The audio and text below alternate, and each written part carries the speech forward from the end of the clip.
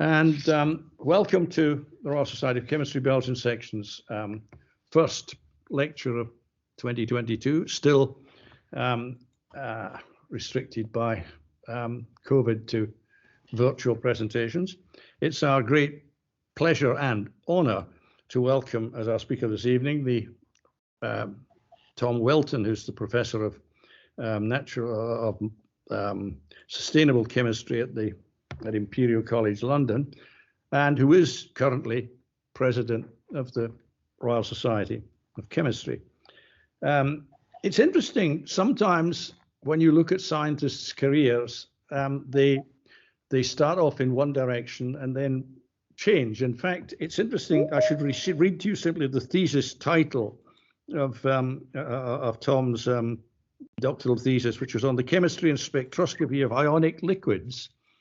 And I think you've still remained faithful to ionic liquids up till now. That's quite an achievement, because you have not only remained faithful to them, but you've adapted them to fit into the criteria of the sustainable chemistry chair that you hold at Imperial. BSc and PhD in the University of Sussex, then tercentenary fellow of Lloyd's of London at Imperial College in 93, the lecturer in 95, and full professor in 2004. Since then, he's been head of department, he's been dean of the Faculty of Natural Sciences, he's a fellow and current professor and current president of the Royal Society of Chemistry, and of course he received an OBE, which I'm sure, as he's aware, when my head of department in Glasgow, J. Norman Davidson, got an OBE, one of his colleagues remarked, this meant, as we would say in Scots, anything but education. This, I'm sure, is not the case for Tom, and we're looking forward with great interest to your talk to us now on sustainable or green chemistry. And so I hand the microphone and the screen over to you, and we look forward to hearing what you have to tell us. Thank you, Tom, for coming to us and joining us on Bit. Thank you very much for that very jolly introduction, and thank you for the invitation to come to speak to you all. Before I start on the presentation itself, a big thanks go out to you as our members of the RSC. These have been a very unusual couple of years in which I have been president, but it has been absolutely remarkable to see the adaptability and just the willingness to put in the effort to keep the RSC just going, that all of our members have put in, and people that come to local groups like you are absolutely key amongst those members. I do, of course, also have to thank the staff, who were remarkable in their transition to home working, and I think the RSC can genuinely be proud of the way in which it has, I don't know what the word for doing a pandemic is, but the way for the way in which we have handled ourselves throughout the pandemic. And so thank you very much for all of your efforts, because they have absolutely been vital to that response. Let me share my screen. So interestingly, I'm not going to talk to you about ionic liquids today. I'm going to talk to you much more about sustainability in general. And yes, I have spent my entire career working with ionic liquids. And it's just such a fortunate thing that, back there in the mid 80s, ionic liquids were this tiny, tiny, tiny little area where I went to a conference in the summer of my first year. At Camerino in Italy, beautiful.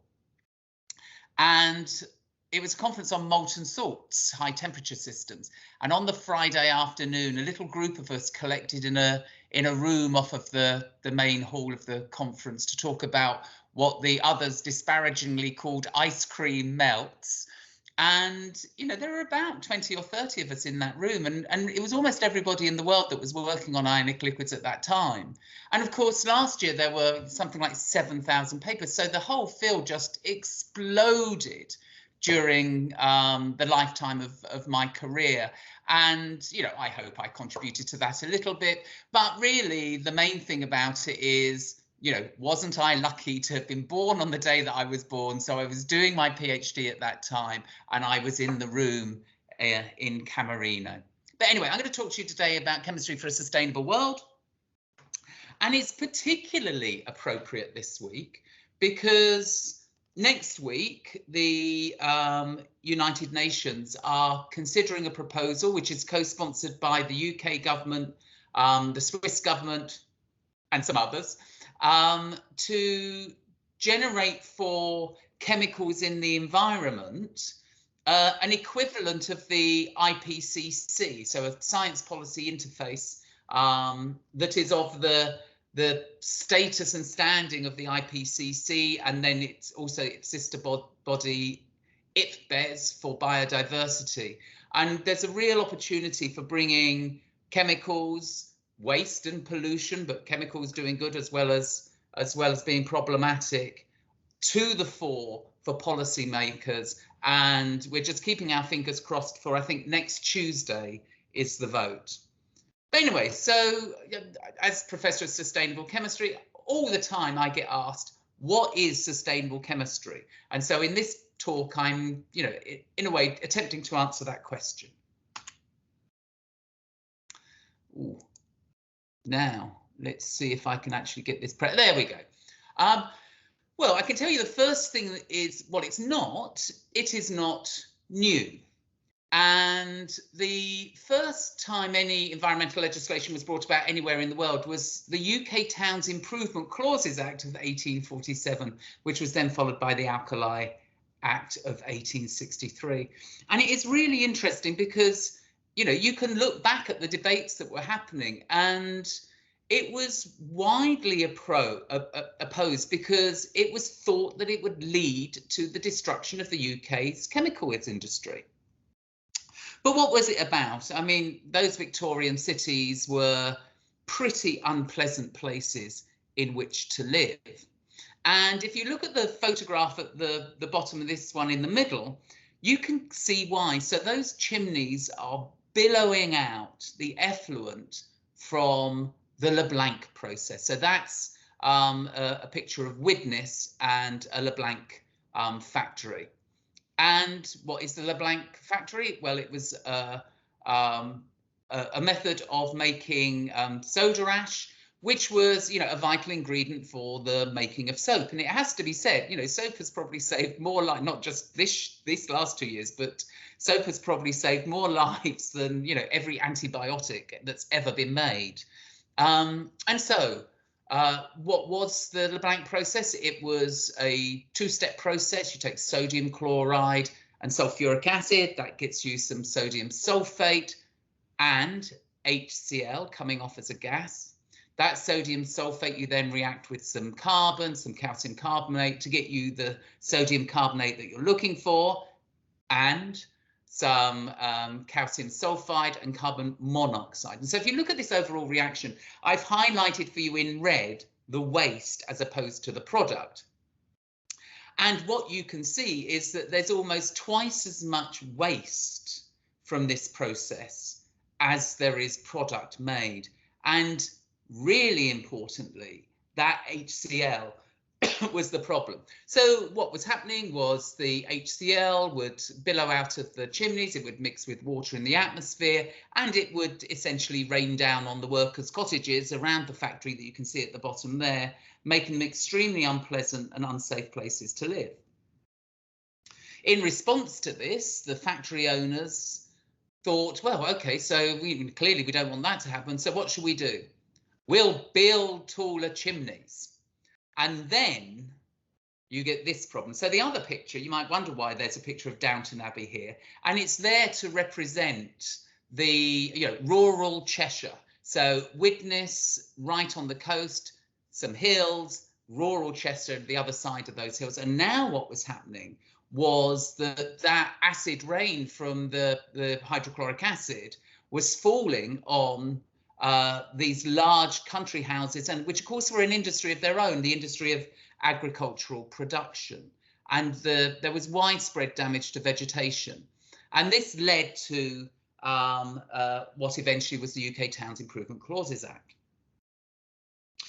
The first thing that was tried was to use what we'd call an end of pipe solution. So this was to put scrubbers in the chimney. And so what a scrubber was packet full of straw, run water down it. That would dissolve the HCl and prevent it from escaping.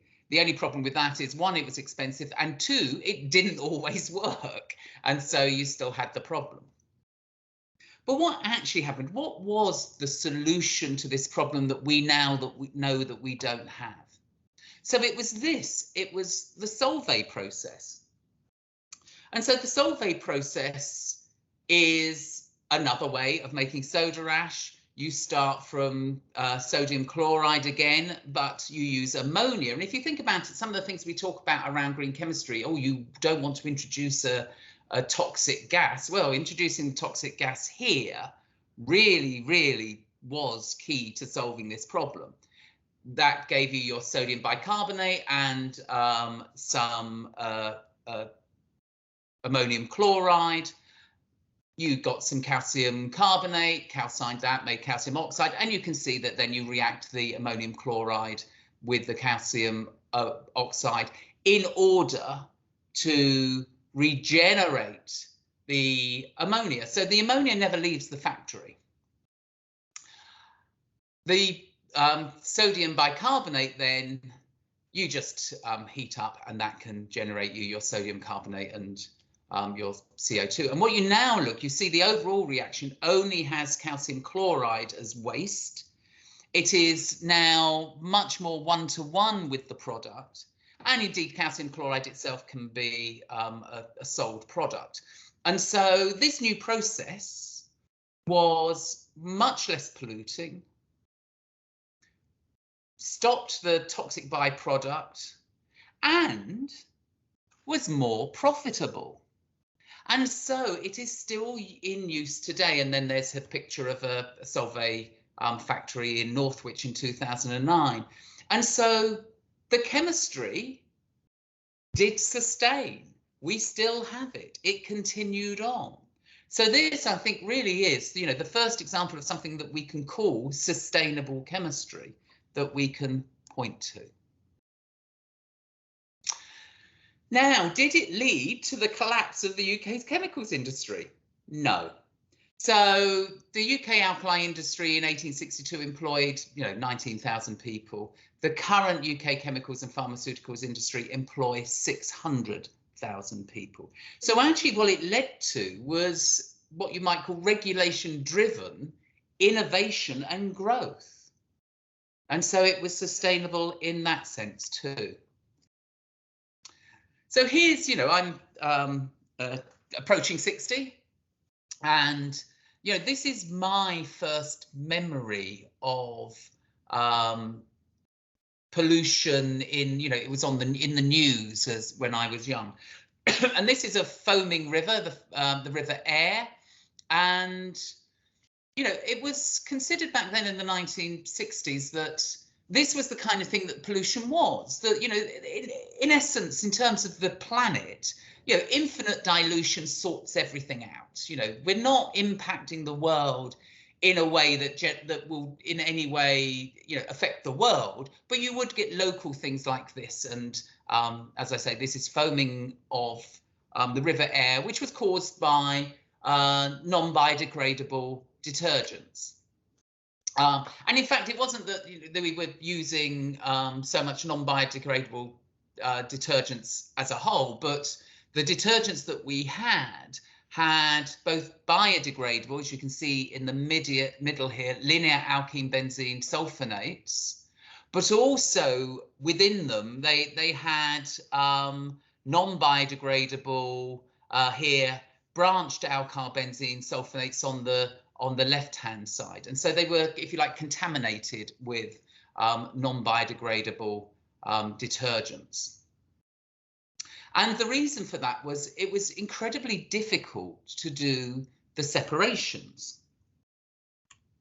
And that problem was solved by these things, zeolites, molecular sieves, you'll be familiar with them, and the 5 angstrom zeolites very well selectively separated the linear C10 to C14 alkanes from oil fractions from the branched alkanes. And so then they could be chlorinated or dehydrogenated to alkenes, and then undergo the alkylations, and so give you detergents that were, entirely linear and so therefore biodegradable alkene benzyl sulfonates. And one of the things I laugh at is, I go to the supermarket and see, certain green labeled washing up liquids that, say that they're fully biodegradable detergents. Well, all detergents in the EU and UK are biodegradable because it's the law that they should be, and indeed have been since, the 1970s. Another sort of beginning for this, which was starting to break that idea of infinite dilution, was this book called A Silent Spring by Rachel Carson. And it's lots of people hold it up to be the beginning of modern environmental movements. And what this book told us was that people and animals were being affected by, and you could measure in their bodies, pesticides such as DDT, even though they had never been in any way in any kind of direct contact with the DDT. And so this idea of unexpected knock-on effects started to come to the fore, and indeed, led very much to the banning of DDT. But it really started to put the nail in the coffin for this idea of infinite dilution. The thing that really did for it was this one. And so that, of course, was the discovery of the ozone holes over the Arctic, and particularly the very large one over the Antarctic. And that these came from chlorofluorocarbons, which were wonderful. We were using them for refrigerants, we were using them as propellants for sprays, and they were non-toxic, non-flammable, but it turned out that they depleted ozone in the stratosphere. And of course, here is the chemistry. Here is a very simplified version of the chlorofluorocarbon cycle. So you get your here I've got CFCl3, it's just one of them, that photolytically undergoes homolytic bond fission to generate radicals, and that chlorine radical is the thing that reacts with the ozone in order to make chlorine oxide and oxygen. But that chlorine oxide then reacts further with ozone to regenerate the chlorine radical, and so you end up with a catalytic process. And so therefore the persistent chlorine radical is constantly eating up ozone. And so even relatively small amounts, in terms of the way we had been previously thinking, were having this dramatic effect on the levels of ozone in the atmosphere, which of course led very much to the Montreal Protocol in the mid-80s. And the Montreal Protocol was, a great example of the world coming together to make a choice to do something. But also, I would say it was a great example of recognizing that the first phase of dealing with this problem wasn't going to be the last phase, and so the art of the possible, that the early replacements for the CFCs, the HCFCs, were never intended to be in long-term use. They were only ever intended to be a short-term stopgap while we moved to new and better refrigerants, and then so on and so on. So it really, the Montreal Protocol, I think, was one of the great successes of environmental legislation in the world. So we now, the idea of infinite dilution and that somehow we can't affect the world on a global scale, I think has pretty much bitten the dust, certainly amongst chemists, but I think also now very much in the public's mind eye because of pictures like this. And of course, the Blue Planet programme, it's amazing the impact that a single television programme can have on the public's understanding. And what we discover is plastics are absolutely everywhere. And just to prove it, you'll see on the map on the left-hand side a red marker, and that marker is pointing at a place called Henderson Island. And the photographs on the right-hand side are photographs of the beaches of Henderson Island. So there it is in the middle of the South Pacific, as far away from, you know, any major city as you could possibly be. And yet, nearly 38 million items of plastic were found on its beaches, weighing 18 tons. That is a huge amount of plastic. So plastics really are everywhere. Now, let's take another way of looking at what we might think of as sustainable chemistry. And that comes from this stream of thought, which is, this is Gro Brundtland, who was the author of Our Common Future, which was the report of the World Commission on Environment and Development, again in 1987, so just at the time that Montreal Protocol was happening. And in this report, the concept of sustainable development was developed. And this really very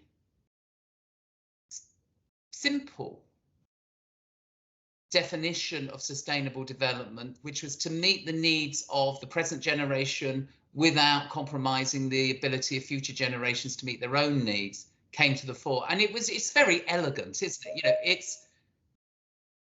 it's something that we can all grasp relatively straightforwardly, and indeed people did start to. And pretty much immediately, so by the early 1990s, you started to see publications in the chemical literature, largely coming from those working in industry. At the same time, people in academia were focusing much more on the idea of green chemistry and you know, the new green chemistry journals, and I'll come back to that in a little bit. But we've started to see people from industry talking about how you could implement that concept of not compromising future generations' abilities to meet their own needs whilst meeting your own, as something that should be and could be applied to the chemicals industry. And so then from that, the idea of sustainable chemistry started to emerge, the implementation of that idea of sustainability in the production and use of chemicals. And as I say, meantime, the academic world was very much focusing on green chemistry, particularly the book you see here on the left-hand side, Green Chemistry Theory and Practice, is considered one of the seminal contributions that came about in the 1990s, and then subsequently the generation of several journals focusing on green chemistry. And here's the IUPAC definition of that, which is the invention, design and application of chemical products and processes to reduce or eliminate the use and generation of hazardous substances. So you can see it's very much about the substance hazard. And you can see, you know, it almost coming from ideas that we had around health and safety.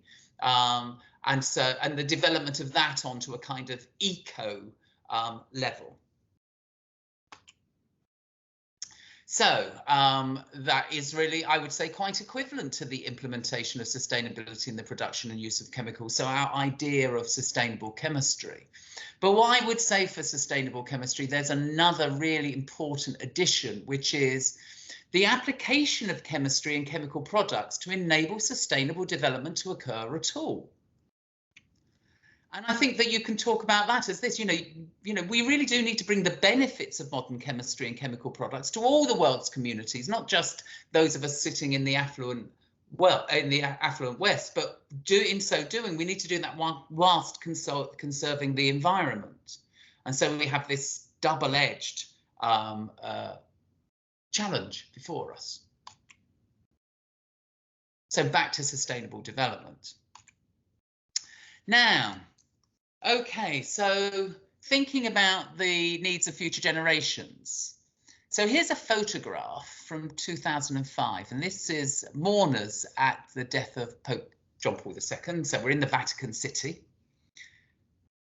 And now, 2013, a photograph taken in almost exactly the same place. And it does not take much to see the difference, does it? Suddenly, we have all these bright lights of our internet-enabled devices. We don't, telephones.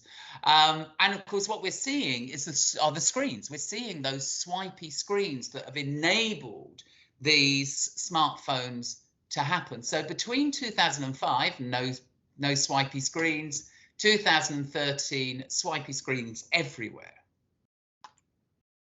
So let's have a look at those swipey screens. So here's a fantastic infographic on the elements that are in your smartphone, and you'll be amazed at the range of them that we have. Some of them, rare earths, some of them very common, but I want you to particularly focus on these three here, which is indium, tin and oxygen, indium tin oxide. So indium tin oxide is the material that enables the swipey screen to function.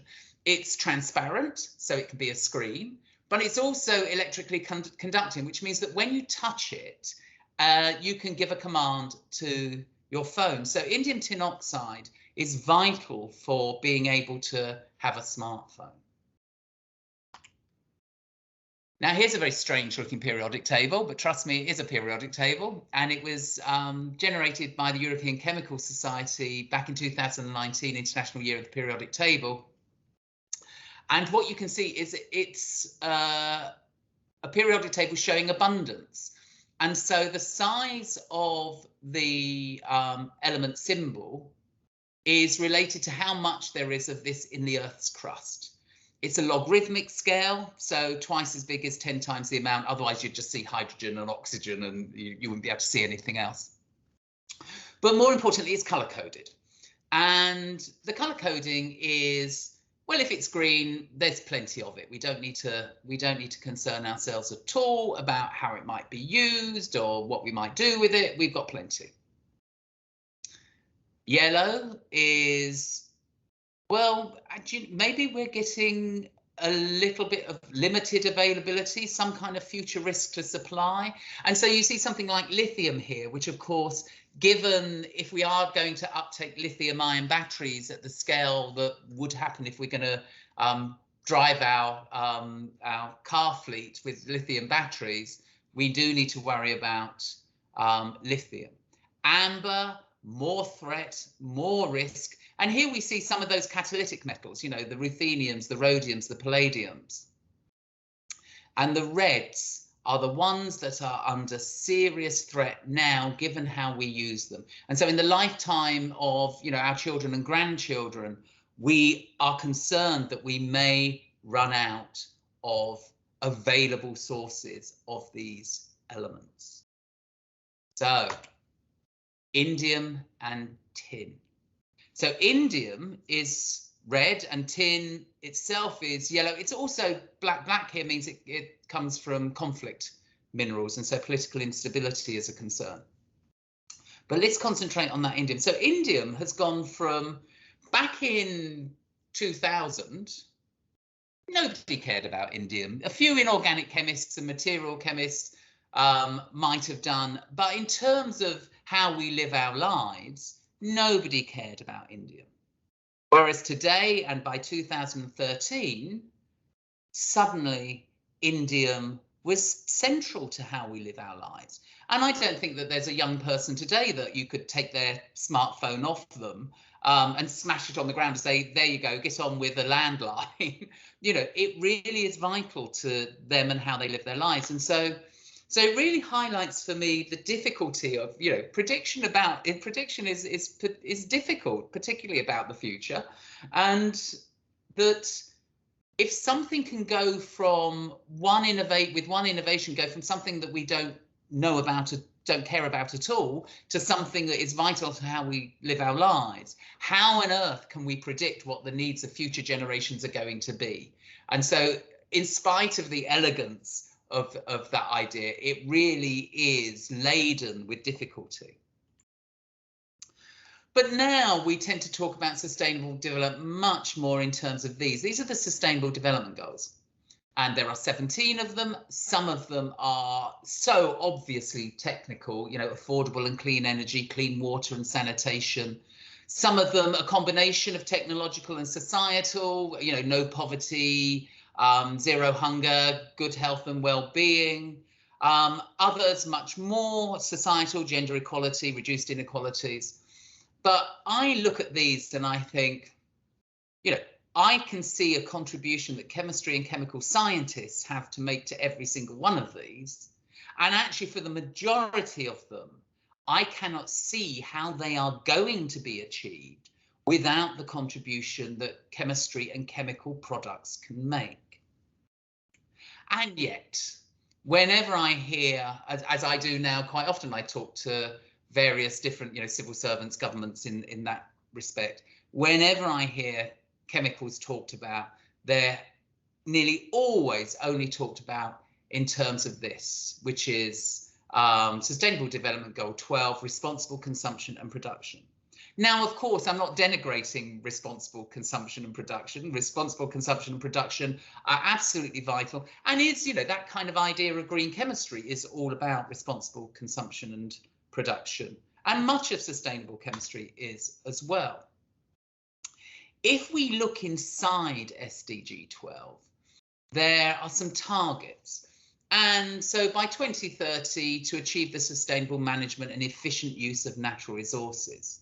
Now, this has turned out to be very important, and I'll come back to how others are defining sustainable chemistry really in terms of that.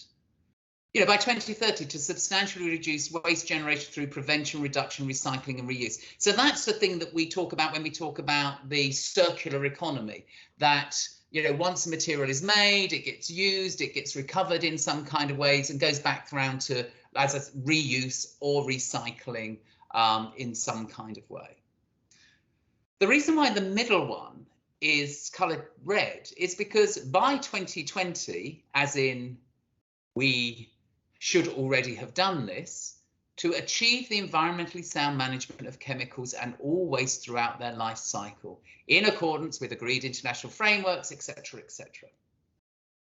We have not done that. And so we have missed this target. And I would absolutely say, you know, the meeting next week, the generation of a robust science policy interface around chemicals and waste in the environment is absolutely necessary for this to be achieved. It is not the end in itself, but it is an absolutely necessary precursor to allow this aim to be achieved. And in spite of the fact that here we are 2 years later, it's vital that we get going. But this target, you know, it's not going to be achieved by 2030 even. So I said I'd come back to definitions of others. And so the OECD have this as their definition of sustainable chemistry. And you see how it's about improving the efficiency with which natural resources are used as its primary purpose. So if I go back to achieve sustainable management and efficient use of natural resources, you can see how it comes out of that part of the Sustainable Development Goals. It does also encompass the design, manufacture and use of efficient, effective, safer, more environmentally benign products and processes. So it's got that aspect to it at all. But it really is, and I kind of see people often talk about green chemistry, sustainable chemistry as if there's, you know, some kind of bun fight going on between the two. You know, I'm happy to call myself a green chemist. I'm happy to call myself a sustainable chemist. You know, and I think that, you know, the two definitions out there complement each other very nicely. You do have to think about the efficiency of use of natural resources, but you do also have to think about the actual chemicals and materials that you are using in order to make sure that they are not, damaging to the environment. Being the OECD, of course, they also have this in their definition, which is using sustainable chemistry to stimulate innovation. So going right back to that Solvay process idea, that actually that you can think about stimulating innovation across sectors. And that will be, within what we call the chemicals industry, within what we might call the chemicals using industries, and of course within our own domestic lives as well. Because, yeah, you can think about regulation, you can think about that kind of stuff, but the solutions to the problems that we have will be new products. And to get those new products, you need to have, fundamental research, discovery of new materials, innovation, commercialization. And so now I would say, perhaps we can say that what we're calling sustainable chemistry is the application in chemistry and chemical products to achieve the sustainable development goals, all of them. So yes, the responsible consumption and production, yes, thinking about how we produce and consume chemicals, but also the positive contribution that chemical products can make to all of these. And it is only in that commercial application that we do anything to either damage or enhance the environment. And it's very interesting. This is a survey that was taken back at the turn of the century, where consumers were asked, would you pay a premium for a green product? And 50% of the respondents back then said yes, they would. Then their store cards were used to analyse their shopping behaviour. Less than 10% of them actually did. And so just like that Solvay process, the new products and processes have to be commercially sustainable in order for them to sustain. Why did the Solvay process sustain? Yes, it had the environmental benefit, but actually it was a commercially sustainable process as well. And that means that the products have to be sold at a price that the customers are willing to pay. And so if you go right out to the consumer end, that means you and me, we are happy to pay that price for that product. Otherwise, we won't buy that product and it will not sustain. It will be taken off the shelves because it's not selling. And that product has, that price for that product has to be one at which it is profitable for the producer. Otherwise, they will stop making it. They're not going to produce at a loss. And so therefore, it would then not be commercially sustainable. So we have to get this double whammy of environmental positive impact, but also commercial positive impact. And why does it matter now?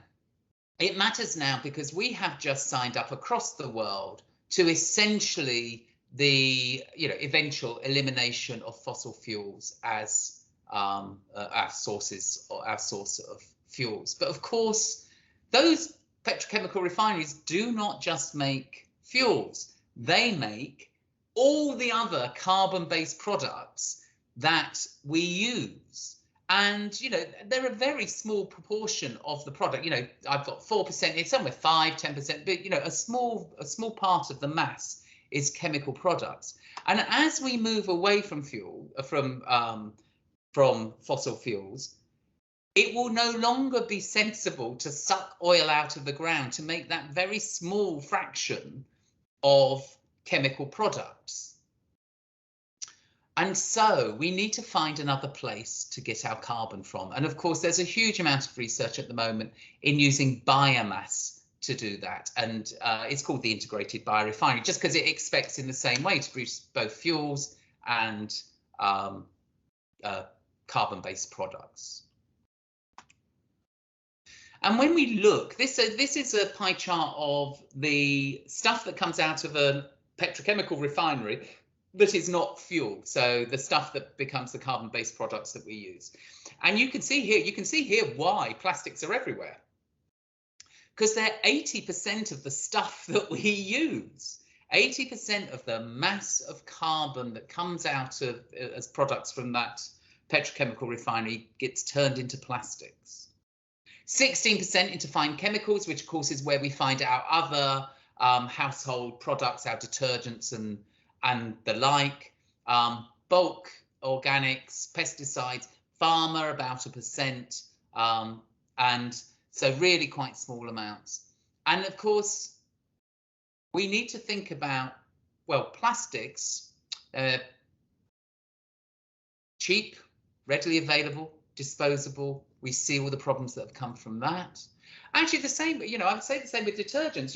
Detergents are designed to be washed down the sink, so they are not going to enter the circular economy. They will be washed down the sink. So we do have to think about these kinds of materials. And so I always recommend to my students who are all desperate to join the pharma industry, I show them this pie chart and say, if you really want to have a positive impact on the environment, go research plastics or fine chemicals. So what's the synthetic challenge that I have for them? Well, one is to make materials that we currently use from different sources. So finding different process chemistries so that we can take the biomass and make materials we want. Because some materials, we do actually want that material. We do want that chemical. We do want that molecule. But then there are other things where actually what we want is a property. And we don't really care what molecule is being used to generate the product with that property. We just want that property. And so the other challenge for them is to take that new source of biomass and make new materials that match the properties of things that we currently have available. And in so doing, of course, we know that this happens all the time, that they will stumble upon new materials, new compounds, new molecules that have properties that we don't even yet know that we want. Like that indium tin oxide, nobody knew that we wanted that property until it was available to us. So that's the synthetic challenge before us, or before them, because it will be their generation's job to sort this out. But in order to do this in a sustainable manner, we need to really understand the impact of these new products throughout their entire life cycles. Can they be recycled? Is the thing that they're being used to do suitable for recycling, or should they be biodegradable, for instance? How do we compare what we want these things to be? So can we make materials that fit into the circular economy? And if not, not only have them be degradable, but having us being able in some way to control that degradation. And of course, the chemical processes themselves that make these materials have to be sustainable. So with that, I shall leave you on this. Sustainable chemistry, then, the application of chemistry and chemical products to achieve the Sustainable Development Goals. Thank you very much for listening.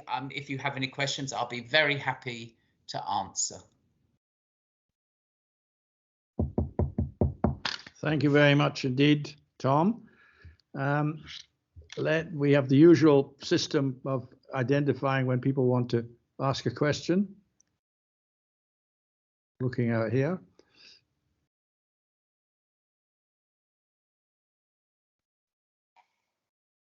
This is astonishing. Tim. Microphone. Hi. Yeah, I was just going to say, it's a very interesting talk and hitting all the right buttons. I know in the commission in Europe currently there's a big sustainable chemical strategy being put through, in which involves a great deal of consultation between industry, research organisations, governments, authorities, regulatory people, and the key of it will be sustainable and safe and sustainable chemicals by design, which of course is exactly where you're coming in, and where those future syntheses will be required. But there's an immense amount of work going to be required here. Do we have enough chemists? Do we have enough chemists? Do you know what? I've got no idea. I think we could always do with some more. But Yeah, it is. It's, you know, it's a huge, you know, reinventing the chemicals industry with the safe and sustainable by design idea in it is a massive challenge, and it will take, you know, the brains of lots and lots of people. Yeah. Can I ask a quick one while we're waiting? One of the ways in which biology solves the problem of sustainability is, of course, by using enzymes and enzymic catalysis. And I just wondered to what extent biochemical processes or the adaptation of biochemical processes may not be one of the ways in which we can move forward in this area. Oh, absolutely. It's a huge area of activity. You know, and you know, I mean, you saw that periodic table, and you know the metals that we rely on for catalysis. Yeah, it's a huge activity in looking to how we can either, you know, literally use enzymes that exist within the biosphere today, or adapt enzymes, grow enzymes, replicate, and, you know, do various different make enzyme mimics, that, you know, a whole range of activities that are based about harnessing, you know, nature's catalysis, which is enzyme-based catalysis, although of course some of those enzymes do have metals in the middle of them.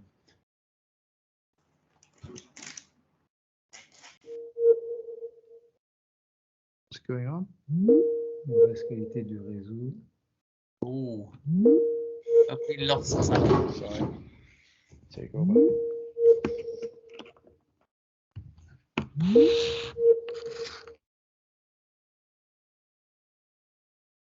I fear the internet has let us down. So,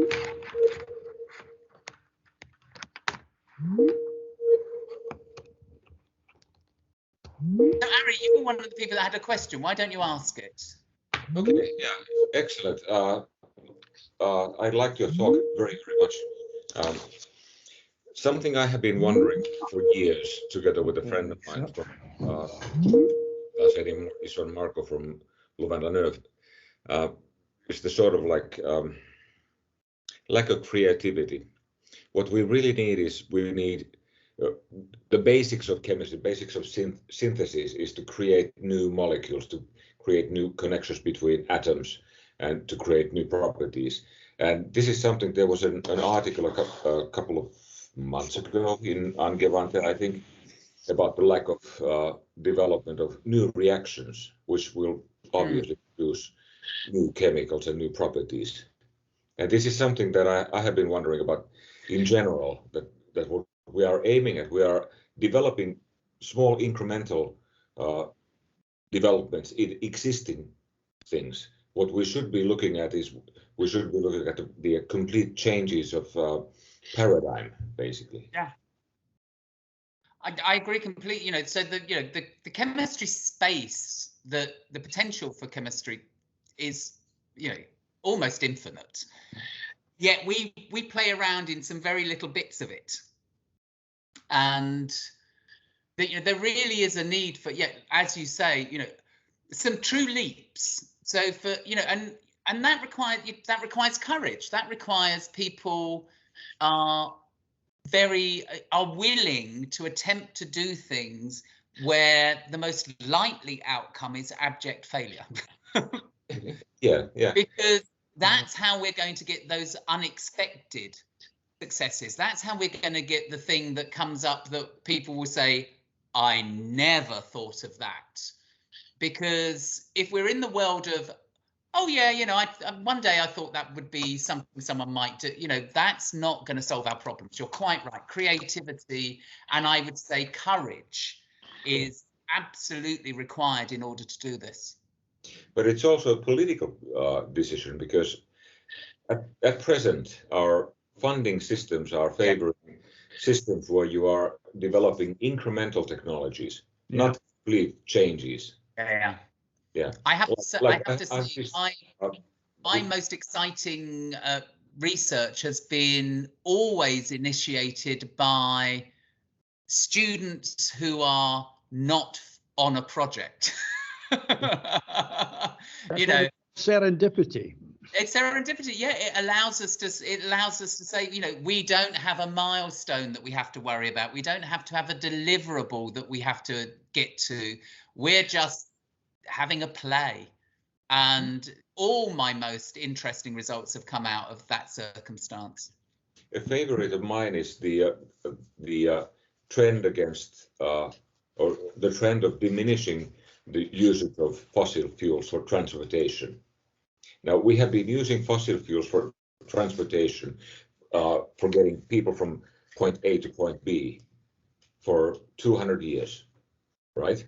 And we are asking, how can we avoid that? And how can we convert the fossil fuels into renewable fuels and still burn them and make carbon dioxide? Yeah. Isn't that the wrong question? What we should be thinking is like, okay, how can I transform a person from place A to place B without using energy? Yeah. Yeah, like teleportation. Well, that would be amazing. Yeah. We just have to invent it. It would have solved a lot of the problems of public transport during the pandemic. Yeah.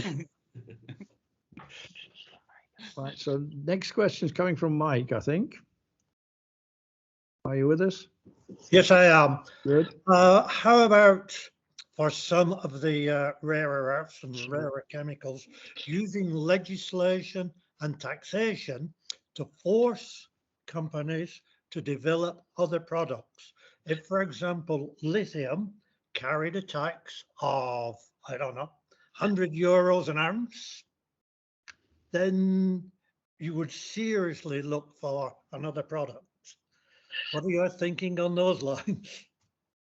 Well, you know, so I mean, I'm a chemist, not a politician, and not an economist. I am sure, yes, there are regulatory and financial levers that governments can and will pull.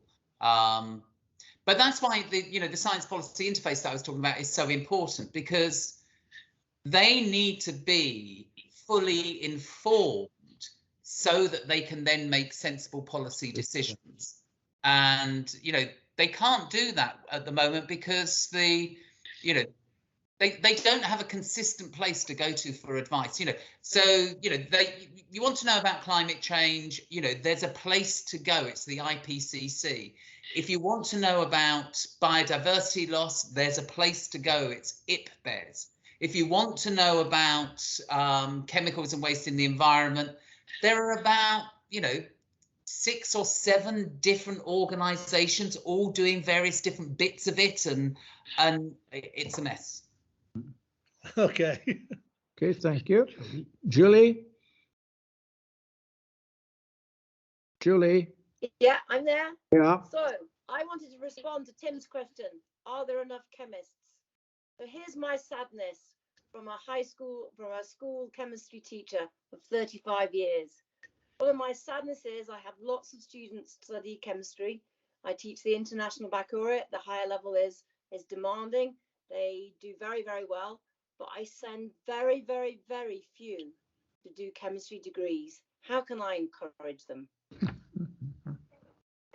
Oh, well, I mean, it's a perennial question that we've all been trying to address for a long, long time. The RSC has project after project after project, and sometimes it seems to me, so in my sadness is it seems that sometimes those projects are just stemming the loss as opposed to really promoting the growth. And I have no special insight. The teams at the RSC are amazing, and there are incredible projects. One of the things I would say is true. So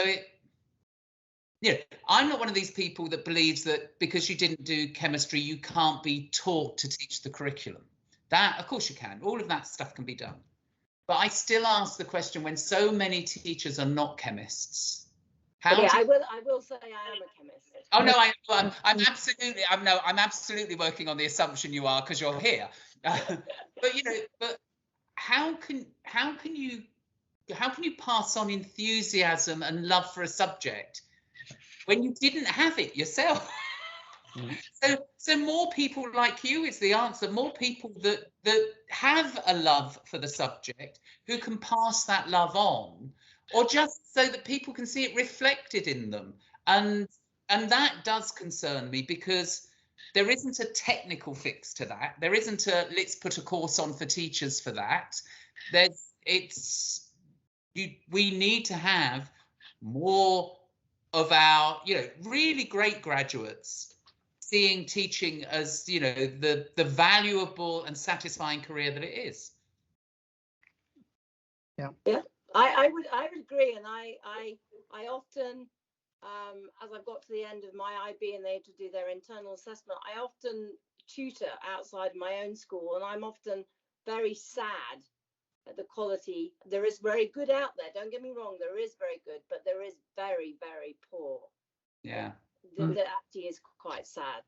But for me, what I find sad is I get students really encouraged and they love the chemistry, but they just don't seem to ever really want to study it further. And that's what I can't seem to, which is my sadness. They love it. They then go off and do engineering degrees or medical degrees or all those things. I mean, I've sent lots to Imperial College to study medicine, and I do really well. And chemistry is always their subject on number 5. If I don't get into medicine, I'll do chemistry. And it's just really sad. It is the terrible challenge we have of being such a wonderful gateway subject. Yes. It absolutely is. But one of the things I don't know if you've come across, have you come across IRIS, the Institute for Research in Schools? If you've got some students who, if you've got some great students and you think, I want to try and get them a little bit more excited, have a look at IRIS, see what they can do to help. Okay, thank you. Yep. Next question, Boo. Yes, I also have a question regarding education. I read an article in a Belgian newspaper this morning where they complained that many university courses, especially in economics, but also in other fields, were not very updated to cover environmental aspects. Are you a little bit involved in stimulating that at the Imperial College?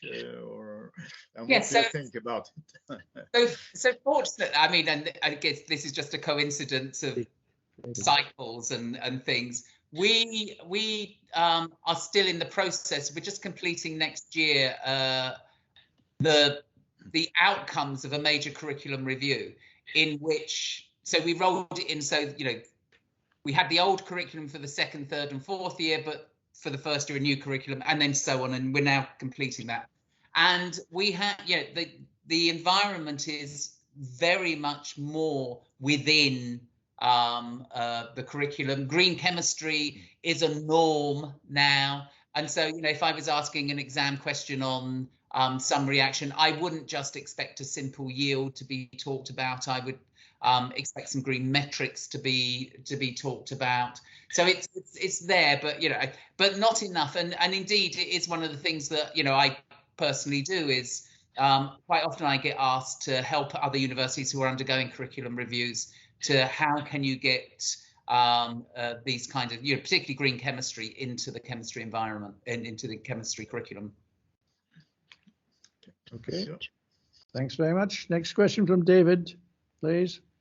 I want to talk about the problem of the way that chemists are not valued in society. Not valued in terms of salary, not valued in terms of status. And on the second comment I wanted to make is the problem of management.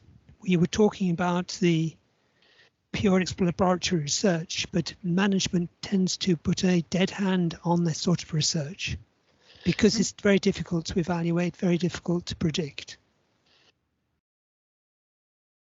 So those are my comments. Mm-hmm. Yeah, I agree. I think so. Yes. No, this has been a problem for a long time. I can remember talking to one of your very well-known colleagues in biochemistry, Brian Hartley, who said all the best molecular biology and biochemistry students, instead of going on with molecular biology and biochemistry, went off into the city to become brokers and accountants, and because that was where the money was. Yeah, and our students do it all the time, you know, and I've lost count of the number of students that I've said, you'll go over to the city and you'll earn a fortune, but your soul will die. And then they come back 7 years later saying you were right. I think on that point, we will draw a close to the proceedings. Thank Tom once again for a very interesting and stimulating lecture. It's given us all a lot to think about. And Ari has a question. Ari still has a question? Yes, did you want a quick last one? Yeah, not a question, just a comment. Ernest Rutherford, he said that we don't have the money, but we just have to have the good ideas. Yeah. Yes. Okay, thank you. I think that sums it up very well. So once again, thank you very much, Tom. I'm sorry we weren't able to welcome you in person, but we look forward to doing that at some time in the not too distant future. And I hope you enjoy the rest of your evening. And to all of you who've stuck through with it, thank you very much for joining us. And we look forward to seeing you on our next meetings in March and April. The titles and subjects will be communicated as usual on the blog. And once again, thank you very much, and I hope you enjoy your little. I shall. Thank you, Tom. Thank you very much. Good night, everyone. Thank you. Bye-bye. Bye.